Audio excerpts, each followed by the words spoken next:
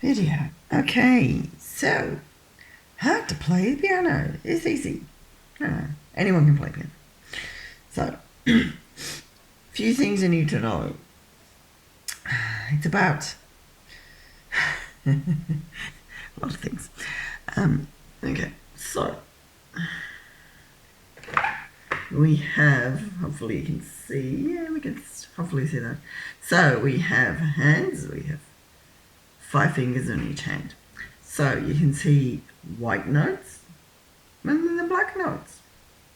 You might be able to see that it may appear as though the black ones are repeating themselves. So you've got 2, 3, 2, 3, 2, 3, 2, 3, 2, 3, and so on. It does repeat. Music has an alphabet too.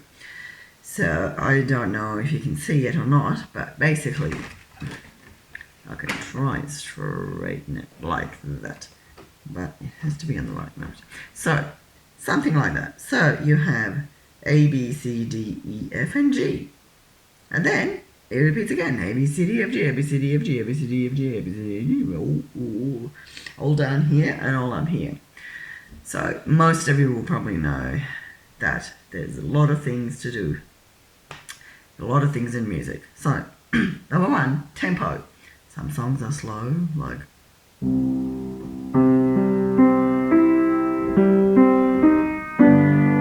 some of them are fast, like, and so on. Now, sitting on the piano might be a bit tricky to show, but basically, if you look at the photo, the idea is that you place just the bum part of your bum, whatever that means, on the piano stool. So, bum part on the bum, bum part on the bum, bum part on the stool. We'll get there eventually. Legs nice and straight, feet flat on the ground. Now I'm sitting slightly to the left so that I can show you everything, but ideally you need to be sitting in the middle so that you can, we'll try and do that, so you can kind of like this, I'm still a bit to the side, so that you can then comfortably reach the pedals. We'll get to the pedals later. So, if you're sitting in the middle of the piano, then the idea is that you'll be able to pretty much reach most of it. Maybe not so much younger kids, but adults should be able to reach the whole piano. So, what are these things? They're called notes.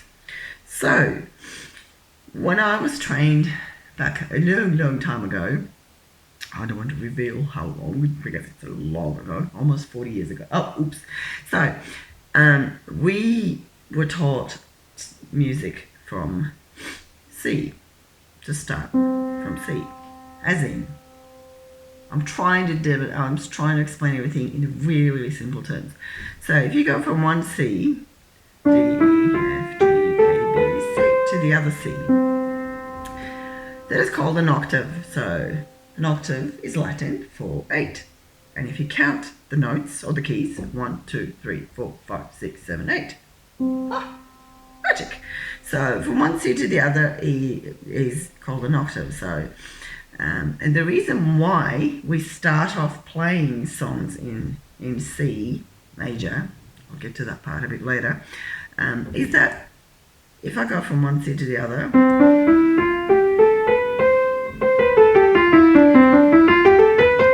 you don't see me playing any black notes. Get to the black notes later. So this talks about the hand position. Now, most of you are probably typing something like this, a bit more relaxed, something like that. Yeah? Well, whatever. My old man used to type like this, and I used to say, Dad, how on earth can you type like that? He said, whatever, that's how I type. And he would type really fast like that. And little kids, when they first start, they play like that. Actually, smaller kids around about the age 2, maybe and above, they just play like this. Beautiful. And then when they get older, I have children myself, they kind of start to worry about things. And they say, oh, what am I playing? Which note am I supposed to play? Well, I don't want to make a mistake. So then they kind of start playing like this. Like my 6-year-old plays like this.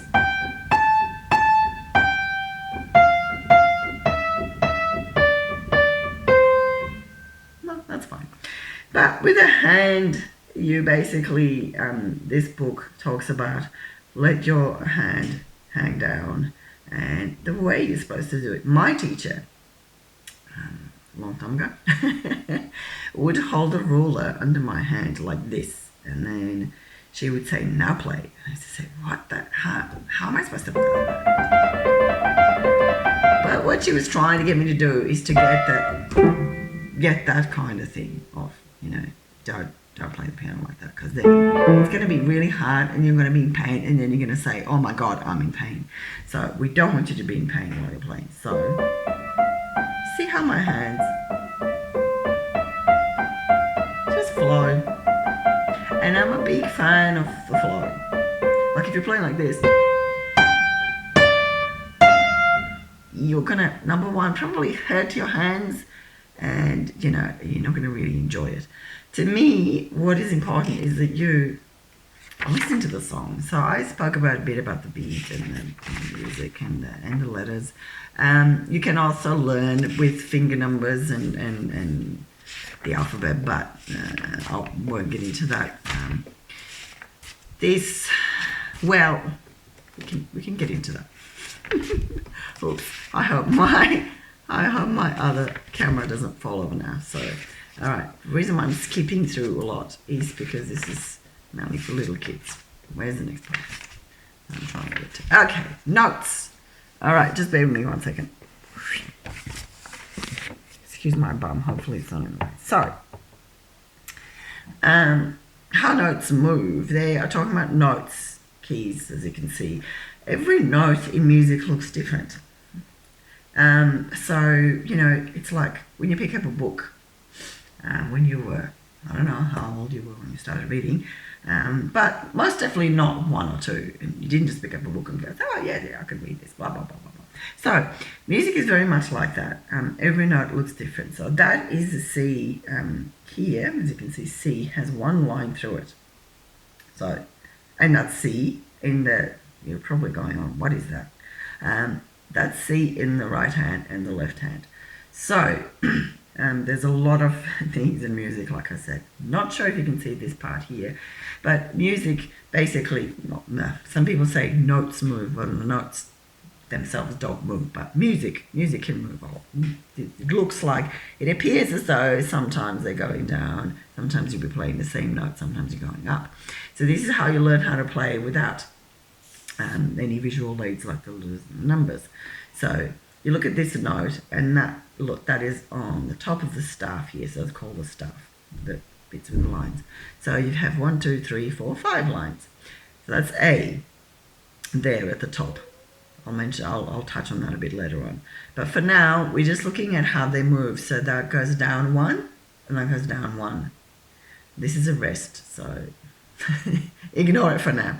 And then that goes back up to that same note there. I don't know if you can see that or not. And then down 1, and then down 1. And then to the next line, this is F here.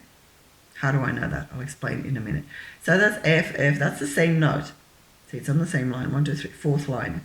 And then that is in the top space, G, so that goes up 1. That's the same note, and goes up 1 to the top of the line of the left hand. How do I know that?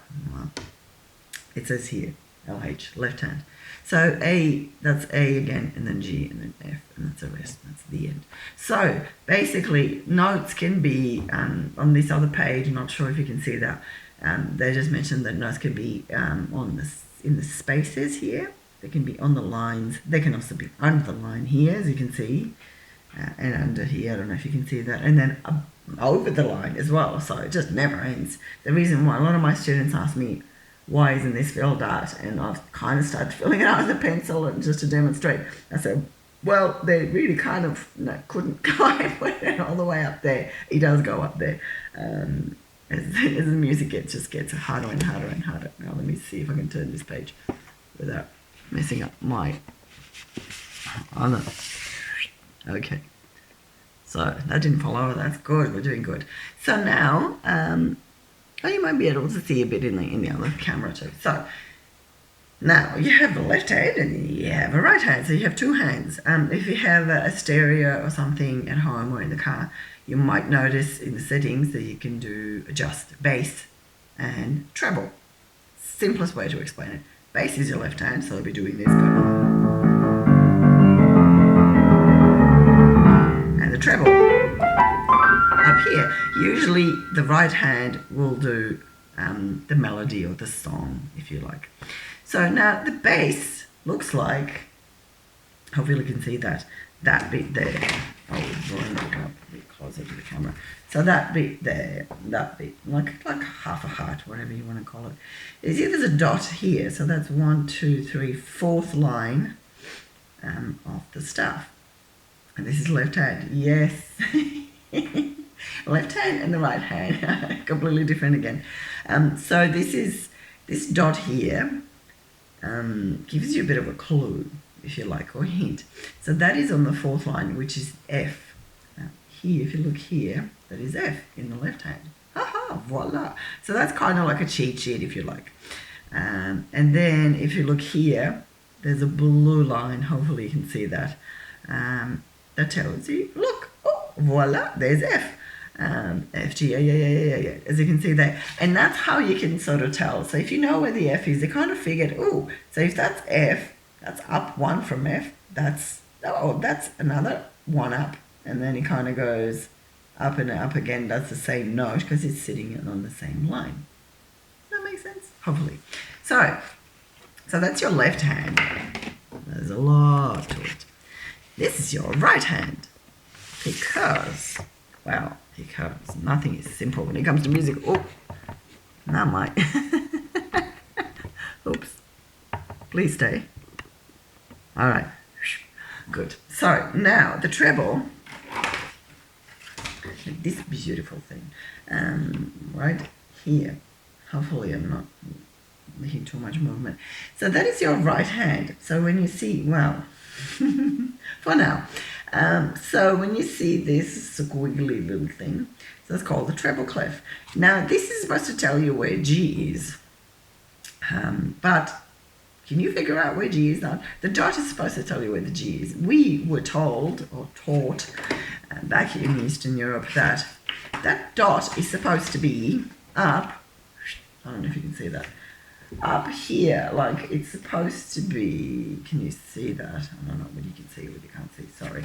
So the dot is supposed to be kind of, see that there? So that's the second line. So the dot's supposed to be here to tell you where the G is in the right hand. Makes sense? Maybe, maybe not. Okay. I'll try and clarify. So if you look here, so that's the blue line, hopefully you can see it. G is on the second line of the staff here in the right hand. So that's G, and then they kind of figure, well, if you know where G is, then that's just one down. So if you were to play this, for example, I'll just leave this here. Might make a bit more sense with this here. And hopefully it doesn't fall over. So if you play this, so that's G, if you don't look at anything there. Some people like to learn with letters and numbers. So G is, that will be G, G, and one down means one down, like this way, to the left, F and E, yeah? And then this, as you can see, that goes up again, so that's G again, and down, same, and down, yeah? Makes sense? All right, so this is where it all comes together. Oh, please don't fall over. So the grand staff. So check. Okay. So the grand staff. So this is where it all comes together in terms of, so this is your typical music sheet. So if you were to open this, like if you were to download it from wherever musical or something, and you see that, you'll go, what on earth is that? So that's your right hand, and that's your left hand. So if there's nothing down here in the left hand, then you're not supposed to play anything with your left hand. And same here, if there's nothing in your right hand, then don't play anything with your right hand. Okay, so let's start. I'll put this back just so that it all kind of matches up. Now there's a little cheat sheet here in my book that has, sorry, it's going to be very tricky, that tells you where to put your fingers. I can't play like this, it's a bit too much for me, but I will happy to demonstrate.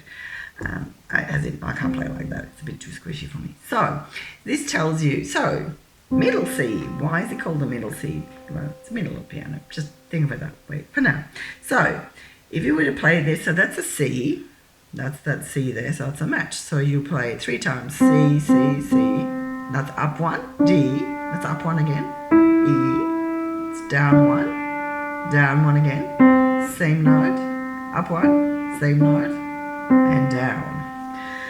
Now, this is where it gets really complicated. So, now, what did I just play? So, that's just your notes. But as you can see, it all looks a bit different.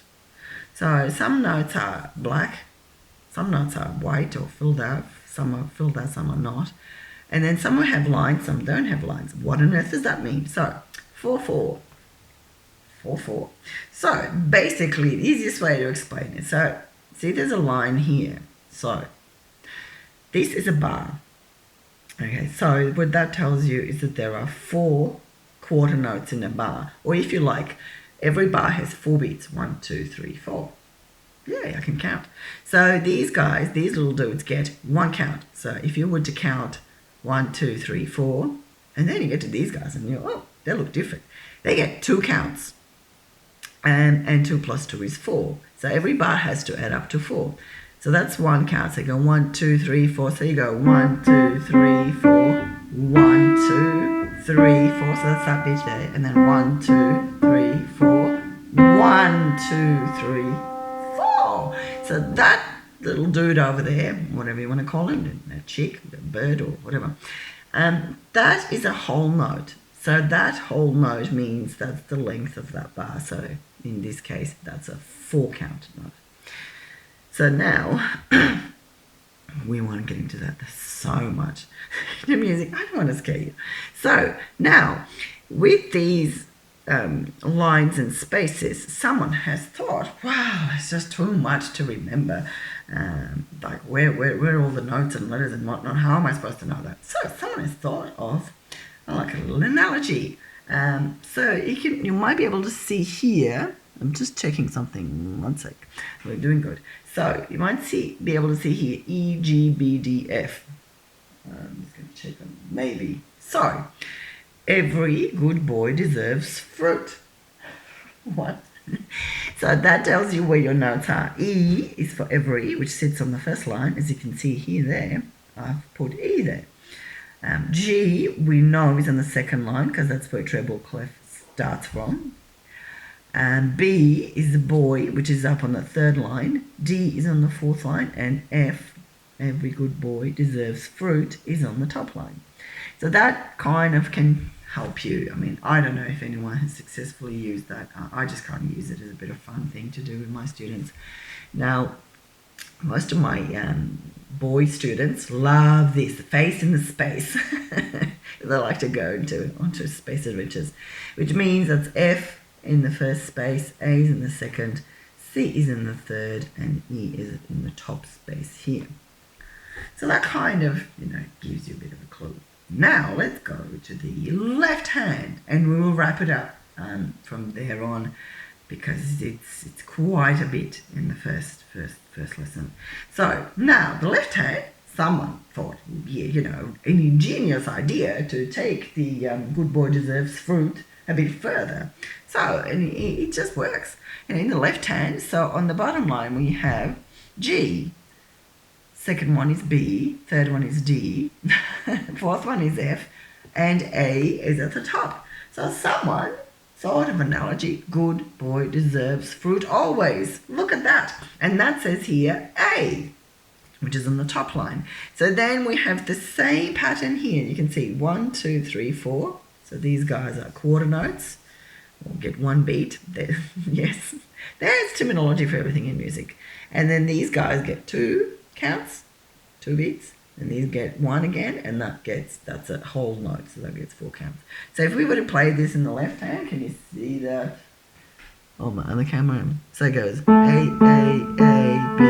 C, B, A, B, B, A. Something like that. So yes. have anything else on here? Let me see. Have I missed anything? Well, there's a little F here. But I think that's, well, F stands for forte, which means loud, forte, and piano is the opposite, which is quiet.